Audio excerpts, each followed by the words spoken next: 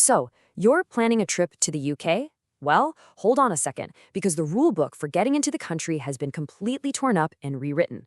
Let's break down exactly what you need to know. You might think you've got it all figured out, right? But I'm telling you, things have changed, and not knowing these new rules could get you turned away before you even step on the plane. Seriously. You know that old way of doing things, where a border agent might give you a nod and wave you through with a non-UK passport? Yeah, that's over. It's all digital now, and the system is incredibly strict. Okay, let's start with the absolute basics, you and the passport in your pocket, because this is where one of the biggest and frankly most surprising changes has hit, especially if you're a dual citizen with a British passport. For years, it was pretty common for British dual nationals to just flash their American or Australian passport to get into the UK. It was an informal understanding. Well, that informal approach is officially dead. It's been replaced by a rigid digital rule. You have to prove you're British with a British document. So what's driving all this? It's the UK's new system called the Electronic Travel Authorisation, or ETA. Think of it as a digital permission slip for visitors who don't need a full visa. And here's the kicker. Airlines are now on the hook to check you have one before you can even get on the flight. And that leads to the perfectly logical question that's tripped up so many people. If the system is for your foreign passport, why not just get an ETA for it? Makes sense, right? Well, here's the catch-22. Your British citizenship actually disqualifies you from the very system your foreign passport needs. You see, you can't get an ETA because you're British, but without that ETA, your foreign passport is useless for boarding the plane. The system demands you prove your British status directly. So, to avoid that nightmare scenario of being denied boarding, you've got a few choices. You could get a pricey Certificate of Entitlement put in your foreign passport. You could try your luck with a temporary and kind of risky exception for expired UK passports. But honestly, the simplest, cheapest, and most straightforward solution is just to get a valid British passport. But it's not just about you and your documents. The new rules also go deep into what and who you can bring along with you, from that extra bottle of wine to your furry best friend. All right, next up, what's in your bag?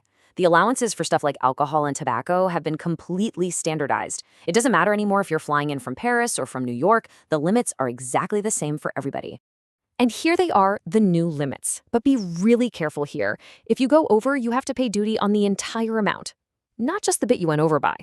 So let's say your allowance is 4 liters of spirits, and you bring 5. You're paying tax on all 5 liters. Ouch. And for all you pet lovers, listen up. Your pet passport has to be absolutely perfect. A vet has to fill out every single one of these sections correctly, from microchip numbers to rabies shots and tapeworm treatments for dogs. Even one tiny mistake could mean your pet gets denied entry. So, why all these super strict new rules? I mean, it's not just about being more digital. The real answer is tied to a pretty serious threat to the UK's biosecurity that's been bubbling under the surface. A recent parliamentary report has flagged a huge and growing problem with illegal meat and dairy products being smuggled into the country. And these aren't just, tasty snacks from home. They pose a very real and dangerous risk to the UK's entire livestock industry. The parliamentary committee looking into this did not mince words. They basically said, hey, government, you need to figure out how big this problem actually is. And they urged them to model the real probability of a disease outbreak. Now, the government's response was interesting. They partially rejected the idea, saying their current quick assessments are good enough, but they did agree that how they collect data and share intelligence between different border agencies really needs to get better. And just so we're clear, these aren't some abstract, far-off risks. We're talking about specific, incredibly contagious diseases like African swine fever and foot and mouth disease. These are the kinds of things that could absolutely devastate British farming if they ever got a foothold. On a bit of a brighter note, it seems the government's campaigns to get the word out have actually been working. A recent survey showed that over 90% of travelers from the EU knew about the new rules on bringing meat and dairy products in, so that's good.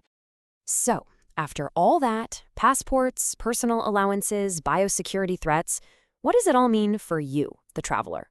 Well, it really all boils down to one simple, powerful idea. Gone are the days of just booking a last-minute flight without a second thought for the paperwork. Now, whether it's double-checking your passport is valid, making sure your pet's documents are flawless, or just knowing your duty-free limits, planning every little detail is absolutely essential. And look, this shift didn't just happen overnight. It's been a slow and steady process since 2021.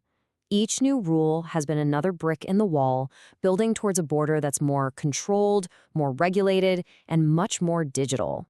Which leaves us with one final big question. The UK isn't doing this in a vacuum. The US, Canada, Australia, they all have similar digital travel systems. So are these new UK rules just an exception? Or are we getting a sneak peek at the new global standard for travel that we're all going to have to get used to?